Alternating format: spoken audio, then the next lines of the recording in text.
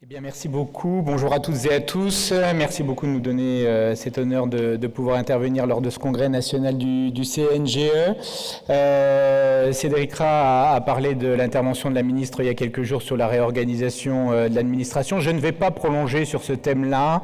C'est vraiment pas l'ambiance. Alors, par contre, je vais essayer de partager avec vous à la fois les réflexions et les questions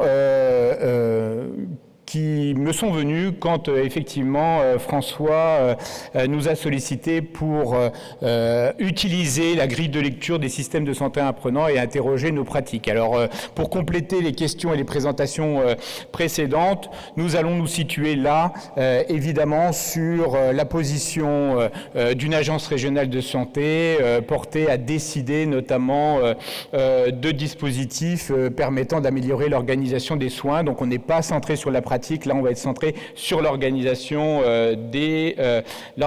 territoriale des soins. Alors, pour commencer, je me suis dit, en ce vendredi après-midi, peut-être partager avec vous deux petites anecdotes récentes qui me sont arrivées. La première, c'est pour vous raconter un peu ma vie. La semaine dernière, en zappant en deuxième partie de soirée, je suis tombé sur une émission au cours de laquelle est intervenu un célèbre physicien et philosophe des sciences qui était interrogé sur les conséquences de la crise Covid dans la population et les critiques observées sur l'utilisation des données scientifiques. Et ce philosophe nous rappelait que déjà Thomas Hobbes, au XVIe, XVIIe siècle, philosophe anglais, faisait la distinction entre les apports de la science et la place de la décision et notamment du débat politique. Il rappelait que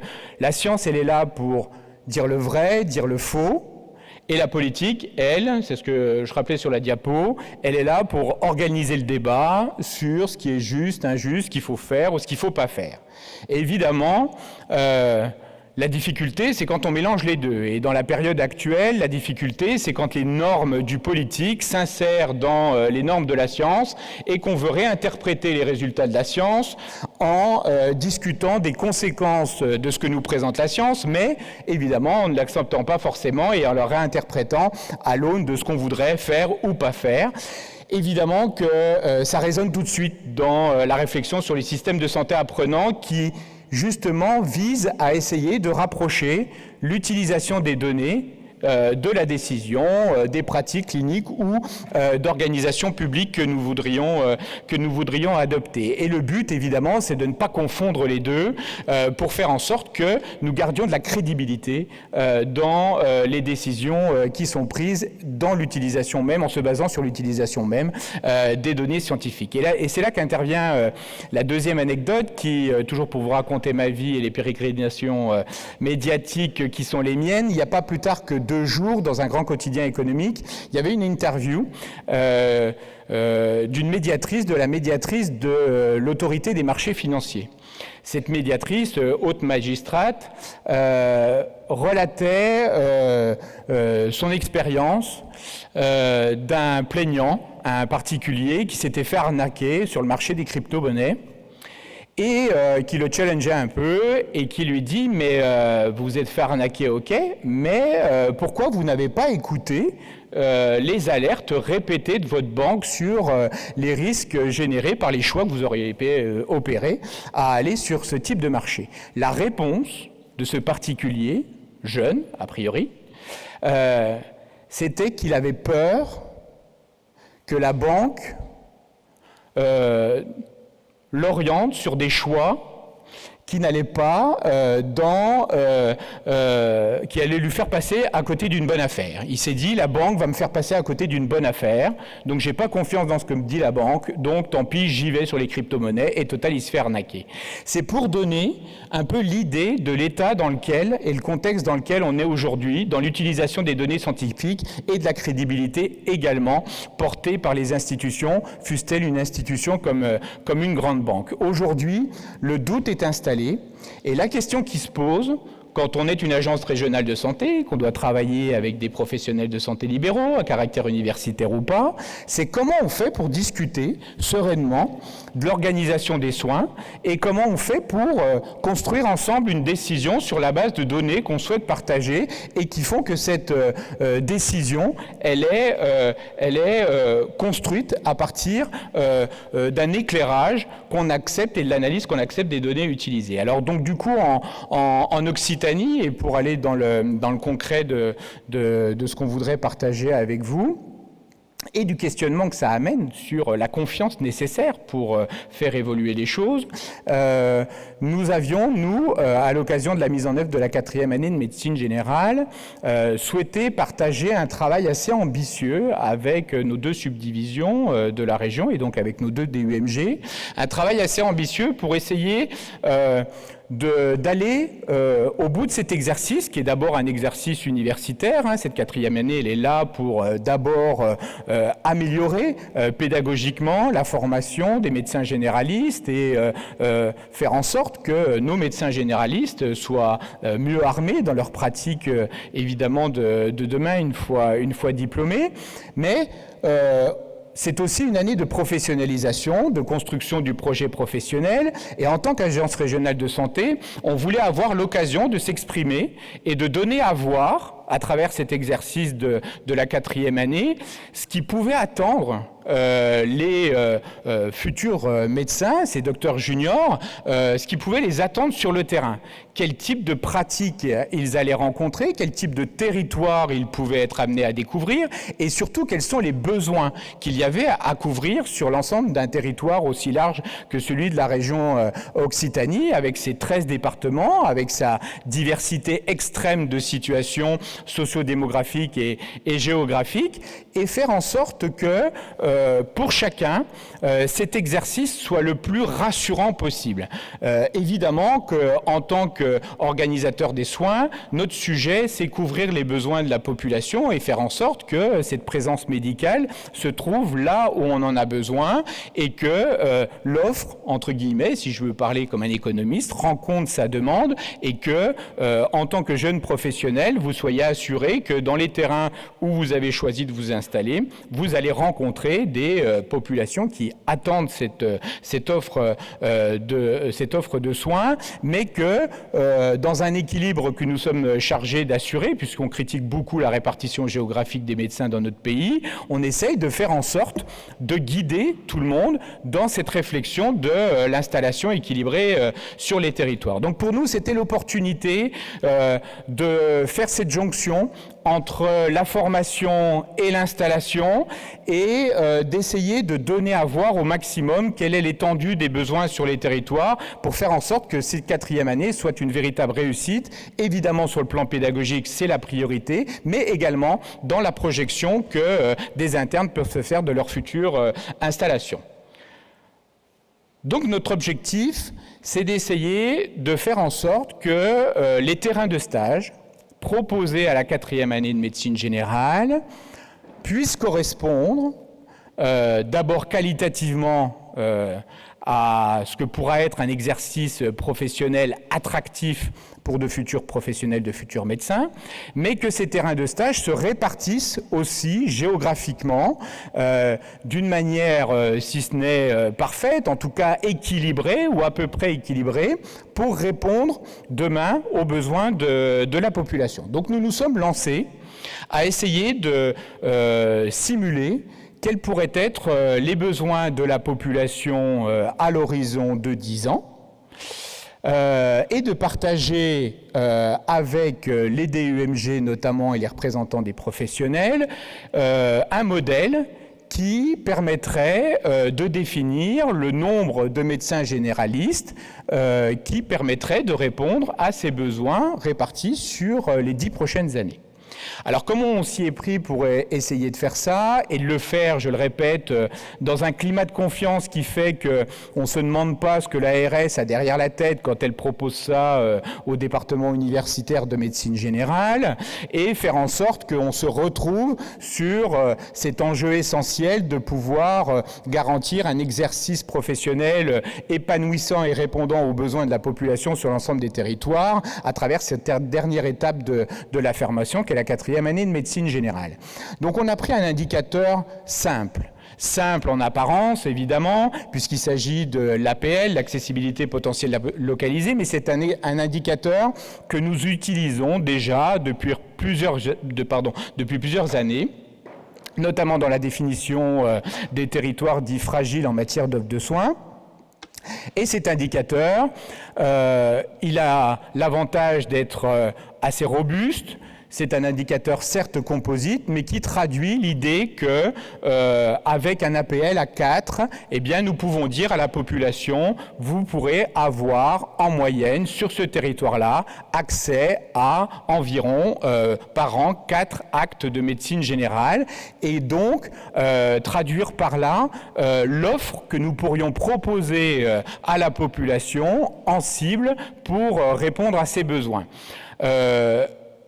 Donc pour déterminer le besoin de la population en actes de médecin généraliste à réaliser, on a proposé d'utiliser cet APL, de retenir une référence cible pour cet indicateur APL, en l'occurrence la moyenne régionale en Occitanie, 3,9. Alors c'est une moyenne régionale qui fait rêver pour beaucoup de régions de France compte tenu de notre attractivité, mais c'est un indicateur aujourd'hui qui nous permettrait de dire, voilà, avec un APL à 3,9, on peut considérer que les besoins de la population sont plutôt bien couverts. Et notre but, c'est d'essayer d'atteindre sur l'ensemble de la région et pour les 10 années qui viennent, cet APL à 3,9. Ensuite, on a utilisé d'autres types de données pour construire notre modèle que je vais reprendre après.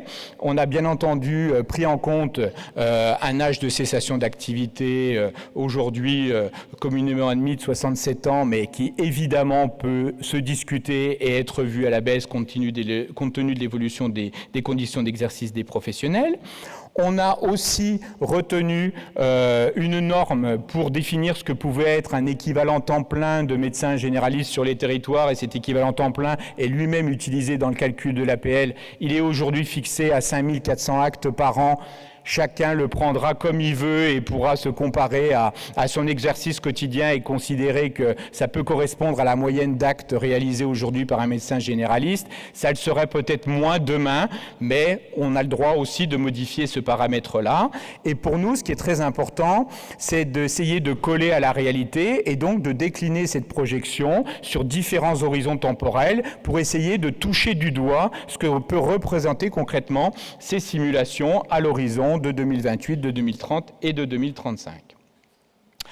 On s'est adossé évidemment pour coller à l'évolution de la population sur des modèles de projection mobilisés aujourd'hui par l'INSEE, donc le modèle central ONFAL de l'INSEE. Et ce modèle, ce qui est intéressant, c'est qu'on peut l'utiliser à une échelle régionale bien évidemment, à une échelle départementale et même à une échelle infradépartementale. Ce qui nous permet du coup de définir une analyse qui peut coller encore plus près à la réalité des territoires et embarquer encore plus les acteurs sur cette analyse-là. Alors comment cette analyse et cette projection se fait? En fait, elle se fait en 3 temps.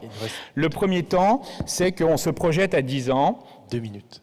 Je fais vite. Le premier temps, c'est qu'on se projette à 10 ans et on calcule le nombre d'actes global à produire sur cette échelle de temps-là, en multipliant tout simplement l'APL par la population projetée à cet horizon-là. Ça nous donne un nombre total d'actes à réaliser pour couvrir les besoins de la population en référence à l'APL cible de 3,9. Ensuite, on calcule le nombre d'actes que réaliseront les médecins généralistes qui sont aujourd'hui en activité et qui le resteront encore à l'échelle de 10 ans. Et on déduit ce nombre d'actes du nombre d'actes total à réaliser à l'échelle de 10 ans. La différence entre les deux, c'est quoi? C'est un nombre d'actes à réaliser, qui doit être réalisé par les médecins généralistes qui devront s'installer dans l'intervalle pour atteindre l'indicateur APL de 3,9. Et ce nombre d'actes, on le divise par la référence de 5400 actes par an pour avoir un nombre de TP théoriques à installer sur les 10 ans. Donc en Occitanie, ça donne un nombre de médecins généralistes environ à installer dans les 10 ans pour couvrir les besoins de la population, fixé à 2600 médecins généralistes nouveaux à installer pour réaliser le besoin supplémentaire en actes qui est de 14 millions d'actes à l'horizon de 2035, soit au total 26 millions d'actes, un peu plus de 26 millions d'actes si on y ajoute les actes réalisés par les médecins généralistes qui resteront en exercice à cet horizon-là. L'important pour nous, pour générer de la confiance sur la discussion autour de ces sujets-là, c'est de pouvoir avoir des indicateurs lisibles et qu'on peut manier au bout d'une discussion qu'on partagera. L'APL cible, il se discute. Si on pense que 3,9 c'est pas assez, eh ben on peut prendre 4,5. Si on pense que c'est trop, on peut prendre 3,5.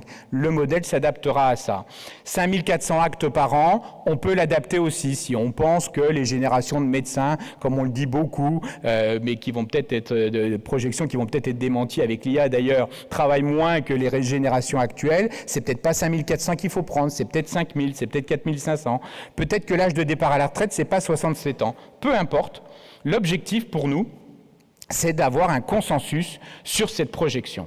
Et c'est ce qu'on a obtenu en débattant, bien entendu, sur le contenu de ce modèle. Alors, ça nous a servi à quoi de savoir combien de médecins généralistes on avait besoin d'installer dans les 10 prochaines années? Eh bien, ça nous a servi à essayer de caler l'offre de terrain de stage qu'on allait positionner dans chacun des 13 départements pour essayer de répondre aux besoins de la population à couvrir avec le nombre de médecins généralistes à installer sur les 10 ans. C'est-à-dire que les 2600 médecins généralistes répartis sur chacun des 13 départements représentent un volume total de médecins généralistes à installer et en le prenant en référence au nombre d'internes à positionner sur des terrains de stage sur chacune des 10 prochaines années, et proportionnellement, on peut ouvrir un nombre de terrains de stage qui, sur les 10 ans, donne l'opportunité au territoire de voir potentiellement s'installer des médecins généralistes et, bien entendu, donne de la visibilité aux futurs professionnels des territoires au sein desquels ils vont effectuer leur stage de 4e année et d'installation peut-être future. Donc on a pu déterminer comme ça, et on va le stabiliser au début de l'année prochaine, le nombre d'internes de médecine générale, le nombre de stages de médecine générale qu'on va proposer dans chacun de nos 13 départements pour essayer de faire coller l'offre de formation avec les besoins des territoires en installation de médecins généralistes. Donc c'est peut-être vers ça qu'on va, c'est peut-être une illustration intéressante de ce que peut donner sur un plan organisationnel, pas sur le plan de la pratique comme on l'a vu juste avant, un modèle d'apprentissage territorial où à partir de données clairement posées, à partir d'hypothèses qu'on est capable de discuter, on arrive à fixer des objectifs qui guideront eux-mêmes l'action collective qu'on va mener. Donc nous, on s'est fixé des objectifs de terrain de stage à ouvrir.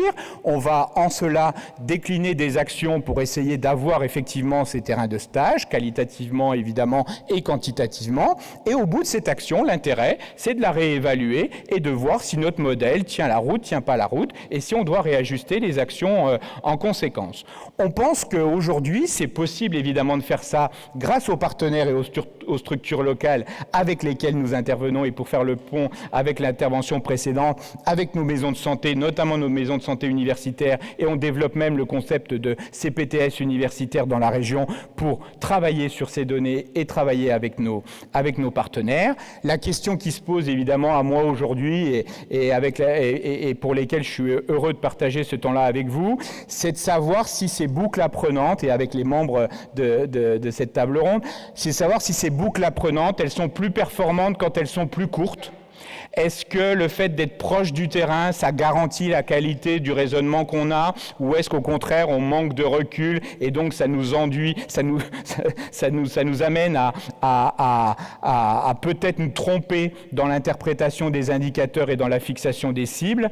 Et par contre, ce sur quoi on est plutôt convaincus, c'est que l'implication des acteurs locaux, évidemment, elle se fait au plus près de l'utilisation des données, au plus près de l'action. Et ça, pour le coup, ça nous amène à penser que ce modèle d'apprentissage territorial, il sera d'autant plus réussi qu'il sera local. Merci beaucoup de votre attention.